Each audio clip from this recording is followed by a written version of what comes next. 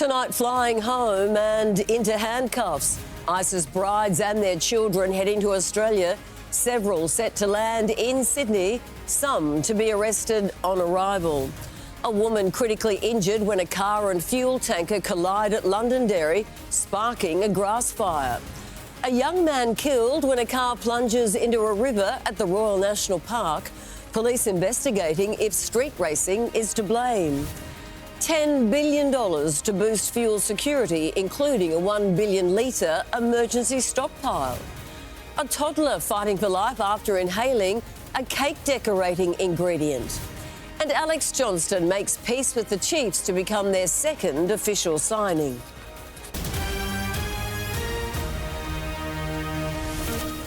This is 10 News Sydney with Sandra Sully.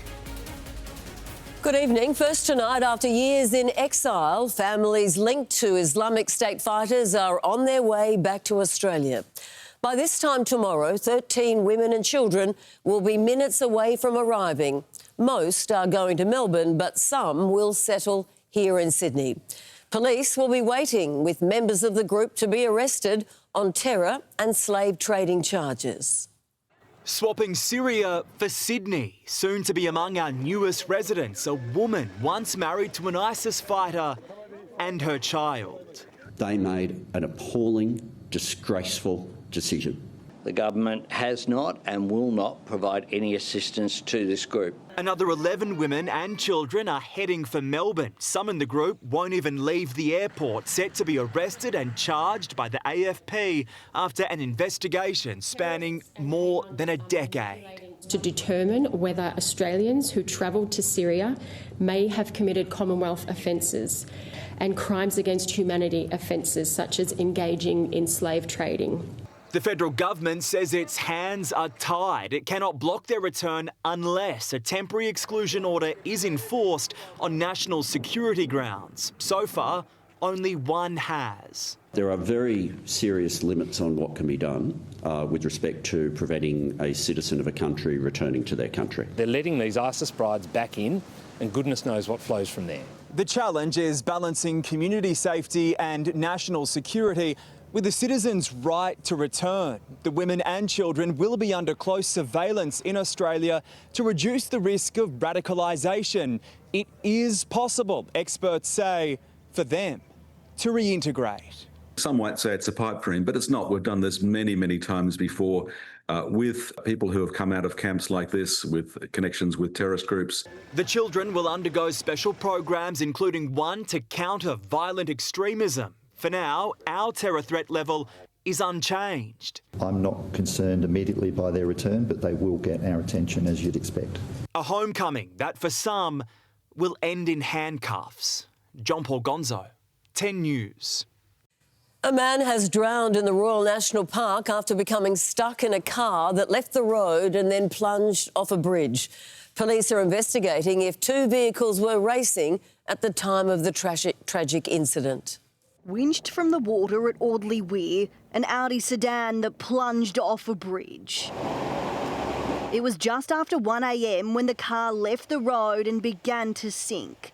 20-year-old engineering student Mohammed Kashif, a passenger, trapped inside. His 20-year-old mate, the driver, managed to resurface, but Mohammed didn't. And after 10 hours, the multi-agency rescue turned to recovery. Police divers were able to recover the body of a man in his early 20s. Police say the pair was with two other people at the time travelling in this silver Mercedes when the Royal National Park meet-up went tragically wrong. Is there a suggestion this could have been racing? At this stage, we're not certain of it, but it is definitely one of the things we're looking at. The 20-year-old driver was taken to hospital for mandatory testing. His car will be forensically examined. And it's his recount of what happened here that will form the most crucial part of the investigation. Both drivers are in custody and being interviewed as we speak, and charges may be pending for both drivers. A third man, a passenger of the silver Mercedes, is also assisting police. Tonight, the Pakistani community is asking for prayers. Sydney Scorpions Cricket Club remembering Mohammed as a person who carried kindness in his heart, describing the incident as the kind of loss that leaves a silence no words can truly fill. Olivia Blunden, 10 News. A woman has been critically injured after a crash between a truck and a car that also caused an LPG tanker to ignite in Sydney's west, sparking a grass fire. Zoe Martin is live at the scene tonight. Zoe, what more do we know? Sandra, this is all that's left of that LPG tanker after it caught alight on Carrington Road after a collision with a vehicle in Londonderry. It was chaotic scenes for firefighters when they arrived just before 2 o'clock. Not only was the tanker well alight, flames and smoke seen rising from the vehicle, there was also a grass fire along with a woman trapped in that vehicle. Now, 9 fire trucks, 36 firefighters from Fire and Rescue alongside RFS crews worked together to try and extinguish that blaze. But of course, there were real concerns that this would explode. A 500-metre exclusion zone was put in place where firefighters were also a part of that. It was high concern that it could have exploded. Usually when an LPG cylinder starts venting, it is at risk. I was just sitting inside, and next thing you know, there was 2 massive explosions that rocked the whole house, something horrid. A huge effort by firefighters to ensure that this didn't explode. As for that 65-year-old woman inside the vehicle, she was taken to Westmead Hospital in a life-threatening condition. And miraculously, the driver of that truck escaped uninjured. Police are on scene tonight working out how that crash happened and how to remove this tanker. Sandra. All right, Zoe Martin reporting there. Thank you. The Prime Minister has unveiled a $10 billion plan to boost our national fuel supplies. The pre-budget announcement includes building Australia's first government-owned reserve since the Second World War.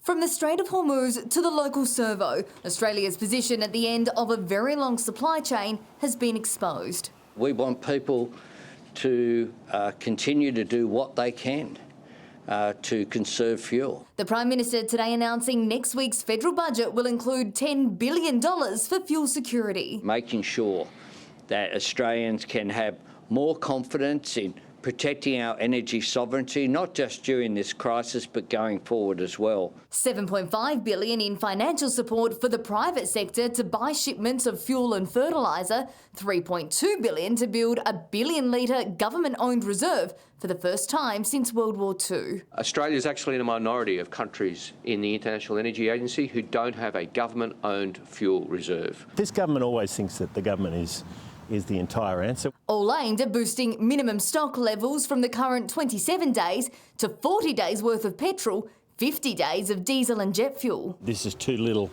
too late. The opposition's calling for 60 days worth, the International Energy Agency 90 days. We have clearly not done enough up until this point in time. There's also $10 million for a feasibility study into building new refineries or expanding facilities at Brisbane and Geelong, co-funded with the state.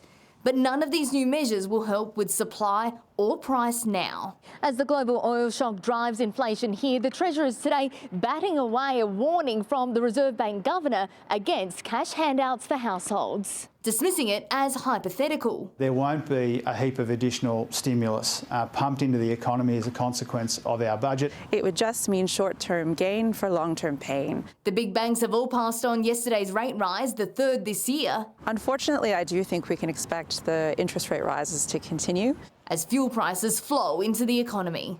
Chloe Boris, 10 News. A man has been removed from outside the city building where the Royal Commission into Anti-Semitism is taking place after he was spotted wearing an offensive T-shirt. The man's shirt displayed a large blue swastika. It was a symbol and sparked safety fears among a number of attendees and witnesses, including children. Police moved quickly to speak with the man before directing him to leave the area. He later attended Manly Police Station where he was arrested. You've got people inside who have been at the Bondi Beach terror attack. I'm just sitting down having a coffee. What's disrespectful is what's happening in Gaza and Lebanon. I wear this all the time. The man remains in custody tonight. Meanwhile, the Royal Commission said that it was appalled that such an item of clothing was worn in the vicinity of the hearing venue. Accused Bondi terrorist Naveed Akram is set to be hit with some fresh charges relating to the December shooting massacre. It's now expected prosecutors will finalise a further 19 charges against the 24-year-old in the coming days. The new offences include 10 counts of shooting with intent to murder, 3 of wounding with intent to murder, and 6 counts of discharging a firearm with intent to resist arrest. Akram remains in custody, already facing 59 charges, including terrorism over the mass shooting event at a Hanukkah by the Sea that killed 15 people. They are calling it healthcare limbo. It's where hundreds of aged care patients, well enough to leave hospital, have nowhere to go. Now a new inquiry promises to dig deeper into the bed block issue that is now plaguing the state and hopefully uncover some new ways to unclog the system. For too long, the bed block problem has plagued our hospitals and delayed care for those who really need it.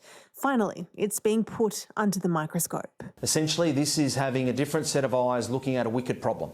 And for me, as we head into winter, it's very, very concerning. As of April, more than 900 people were well enough to leave hospital but had nowhere to go, unable to secure aged care places. They were stranded for a combined 54,000 days beyond their discharge dates. Break that down and it's about 2 months per patient. Their fates and how much it costs to have them there will be probed by the Productivity and Equality Commission to see if there's any inefficiencies that can be remedied. But it will take 6 months. Will they actually be able to implement anything before the next election? I think when you speak to patients and hospital staff, this is a problem that people are frustrated with. She's calling on the government to act sooner. The Health Minister claims it already has. We're pulling every lever we possibly can. That's the expectation that I have on myself. It's the expectation that I have on the system. But we need help. Beyond the funding for 5,000 more aged care beds nationwide to be delivered in next week's federal budget. To build a case for more help, the states have joined forces last Friday, forming a new hospital discharge task force co-led by the Commonwealth to investigate current policies and maybe even come up with new ones. To patch up a broken system once and for all. Tallulah Thompson, 10 News. Police have launched an investigation after a shooting last night in Bass Hill. Bankstown officers were called to the scene at around 10:30 and found bullet casings near a ute which had been shot at. Local residents told police that they saw unknown people flee the scene. No one was injured. The state government is tonight promising to cover the cost of replacing Balliner's marine rescue vessel. Volunteers Bill Evan and Frank Petts were killed when their boat got into trouble while trying to come to the aid of a stricken yacht on Monday night. A sailor, the only person on the yacht, also died, the Premier says. While he has not spoken to marine rescue leadership, he has promised to pick up the bill. I want to give them a commitment that will make them whole and will fund whatever they need to ensure that their team has got the infrastructure and the boats they need to perform rescues.